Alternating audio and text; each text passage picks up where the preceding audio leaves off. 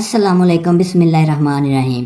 چچا کے مرنے کے بعد ابو اپنی بیوہ بھابھی اور بھتیجی کو ہمارے گھر لے آئے تھے، اور یہ بات میری ماں سے برداشت نہیں ہوئی اور انہوں نے گھر میں جھگڑے شروع کر دیے اور حالات کا رونا رویا کہ ہم تو ماں بیٹی کا بوجھ نہیں اٹھا سکتے۔ میری ماں کی باتوں سے تنگ آ کر ایک دن چچی اپنی بیٹی کو لے کر نہ جانے کہاں چلی گئی۔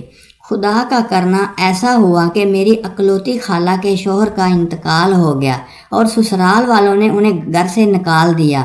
اب میری ماں کے سوا ان کا دنیا میں کوئی نہیں تھا۔ اب میری امی نے خالہ کو ہمارے گھر رہنے کا کہا تو میرے ابا نے صاف صاف انکار کر دیا اور سختی سے منع کر دیا کہ اگر میری بیوہ بھابھی کے لیے اس گھر میں جگہ نہیں تو تمہاری بیوہ بہن کے لیے بھی نہیں ہو سکتی۔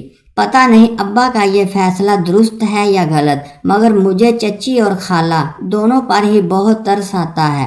جب میں ان دونوں کی زندگی کے حالات دیکھتی ہوں تو بہت پریشان ہوتی ہوں۔